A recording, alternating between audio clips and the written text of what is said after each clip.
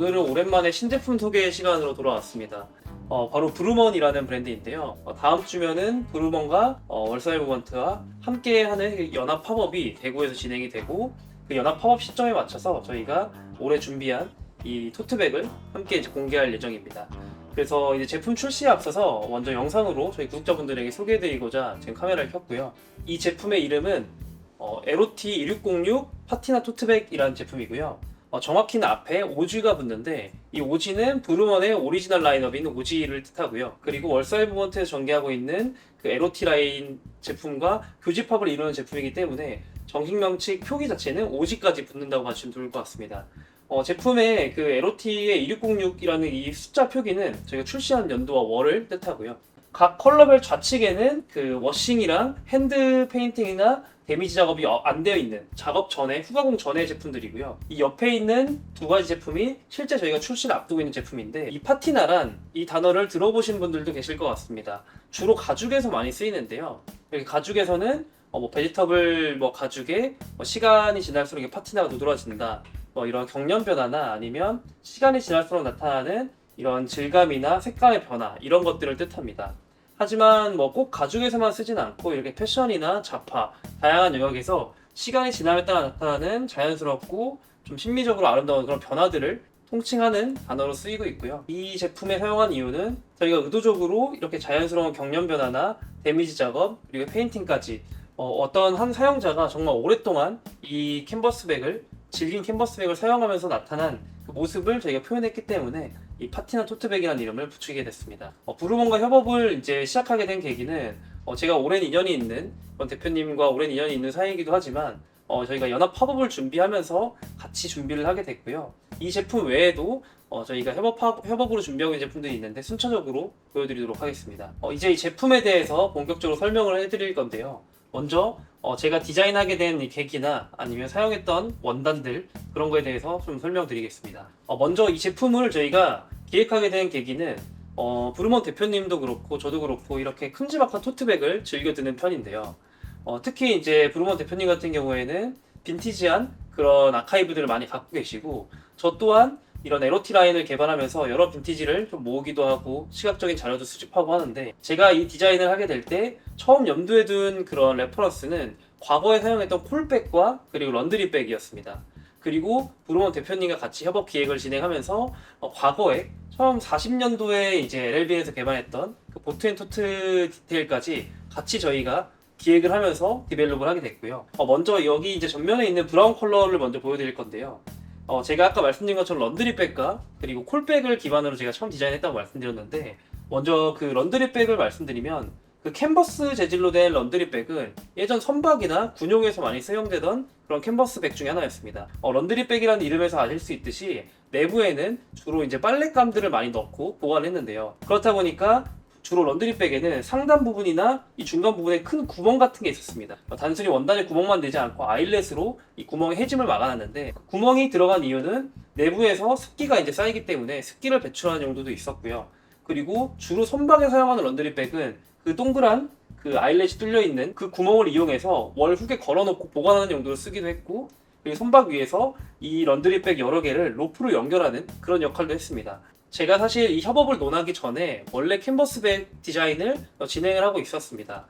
그때는 주로 이제 런드리백과 그리고 과거에 콜백을 베이스로 디자인하고 있었고요. 그리고 브루먼 대표님과 협업 기획이 진전되면서 이 디테일에 과거 40년도에 LLB를 선보였던 보트앤토트 디테일까지 같이 저희가 녹여서 저희만의 디자인으로 디벨롭을 하게 됐습니다.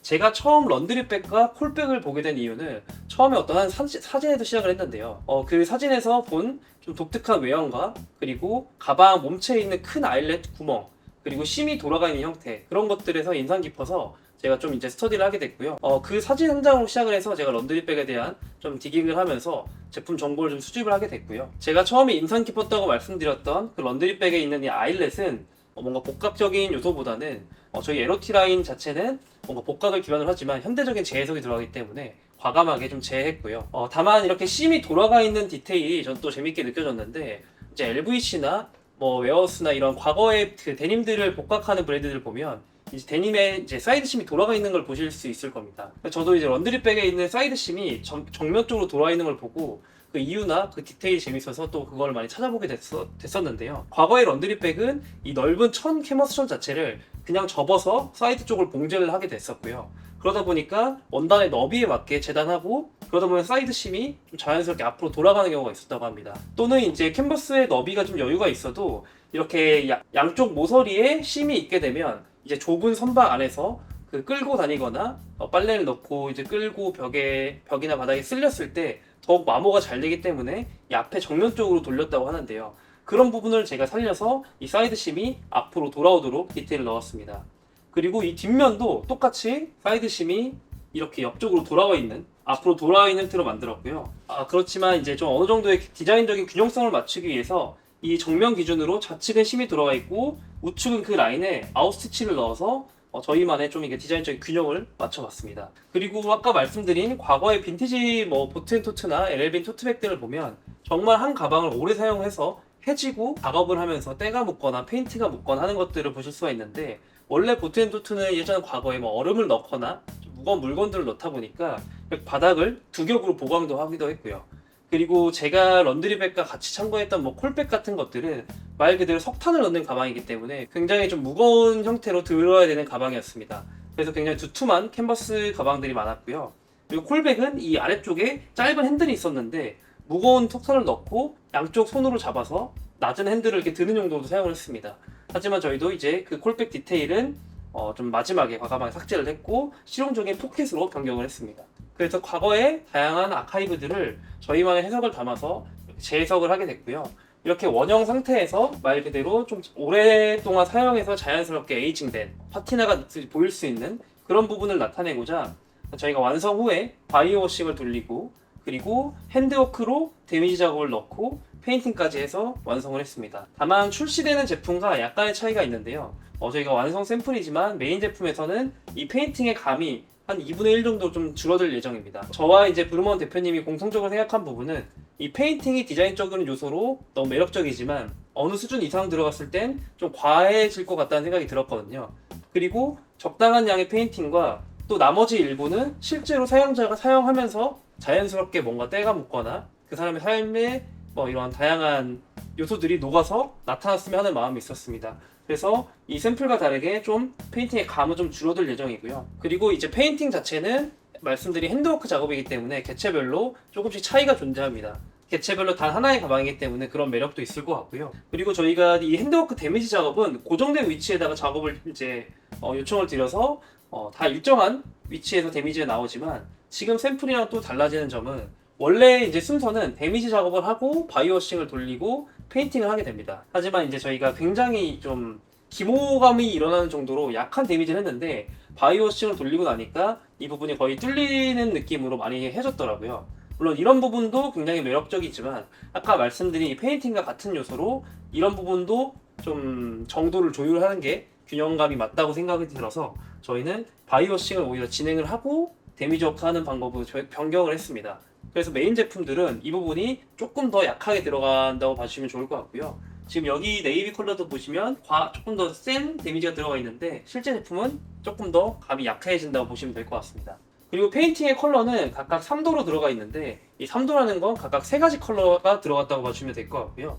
블랙과 화이트는 공통적으로 들어가 있고 이 네이비 컬러에는 옐로우, 그리고 다크 브라운 컬러에는 짙은 젓갈색의 그 약간 레드 브라운 톤의 페인트가 추가로 들어가 있습니다. 그래서 각각 컬러별로 좀 매력이 다른 제품이고요. 그리고 마지막으로 2개만 더 말씀드리고 싶은데요. 하나는 이제 스티치나 봉제 사양입니다. 말 그대로 저희가 폴백, 런드리백, 그리고 보트앤토트 같은 과거에 그 하드하고 그리고 오랫동안 사용할 수 있는 질긴 캔버스백을 모토로 했기 때문에 그런 부분은 충실히 구현하고자 이 몸판에는 캔버스 10수 4합 원단을 사용을 했습니다.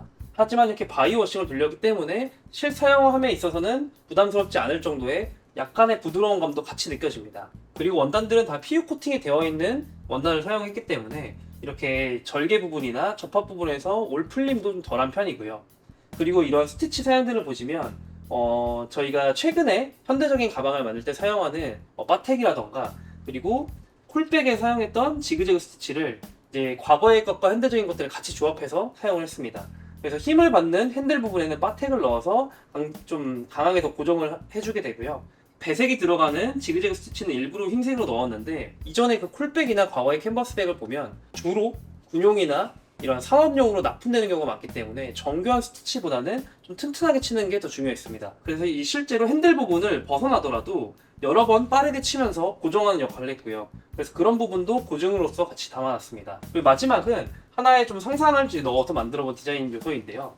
이 옆면을 보시면 이렇게 뜯어진 스트랩 자국이 있습니다. 이거는 제가 이제 추가적으로 넣어왔는데, 이전에 과거에 LVC나 아니면 데님들을 봤을 때 뒤에 신츠백이 있는 그런 데님들이 있습니다. 그리고 그 신츠백이 불편해서 아예 제거하고 나오는 데님들이 있고요.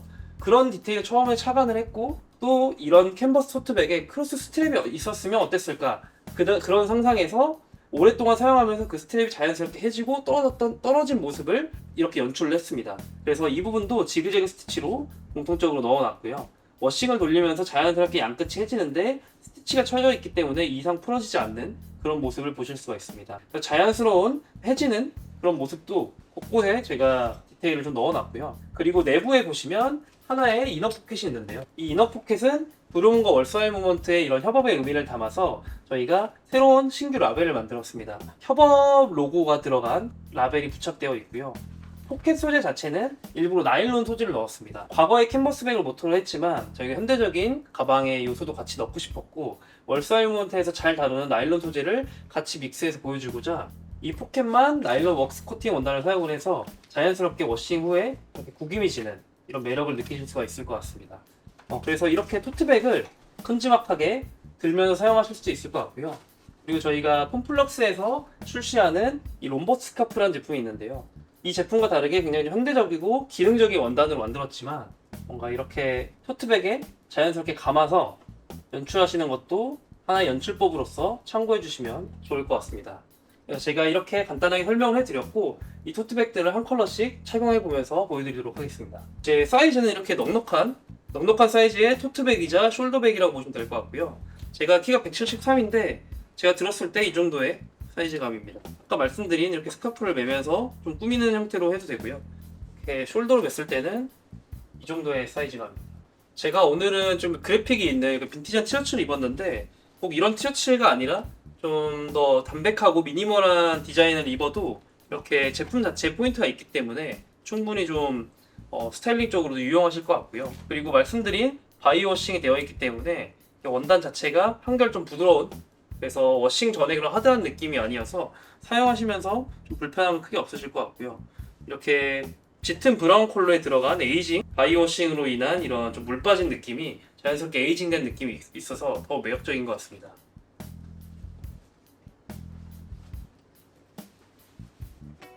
다음은 네이비 컬러도 한번 보여드릴 텐데요.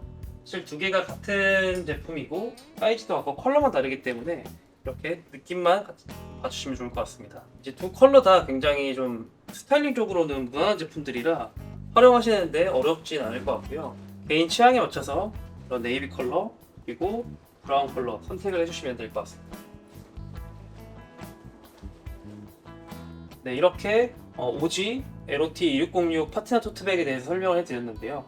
이 제품은 다음 주에 저희가 대구 더현대 팝업 6월 12일부터 25일까지 진행을 하는데, 거기서 먼저 선공개 및 판매가 될 예정이고요. 그리고 온라인도 곧 이어서 판매 소식을 전하도록 하겠습니다. 판매는 브루먼과 월사일모먼트 양사 채널에서 같이 동시에 진행이 되고요. 그리고 제품에 대해서 궁금하시거나 문의사항이 있으신 분들은 유튜브나 저희 인스타그램 통해서, 그리고 채널톡, DM 이렇게 다양한 채널을 통해서 문의 주시면 저희가 답변 드리도록 하겠습니다. 오늘도 시청해주셔서 감사합니다.